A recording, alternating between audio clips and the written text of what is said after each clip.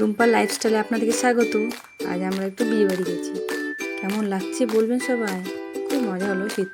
শীতকাল মানে বিয়ে বাড়ি না হলে কিন্তু ভালো লাগে না, তাই পাশেই ছিল বিয়ে বাড়ি। একটু ঘুরে আসা হলো, যে একটু সাজু গুজু আমার ভাগ্নি একটা ফাইনালি সেজে দিলাম। একটু খাওয়া দাওয়া মেনুতে ছিল, আসতে হয়েছে।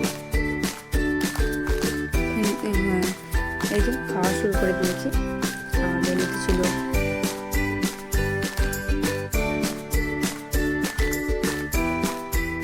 মাংস, ভাত, ফাইনাল খেয়ে মজা হলো।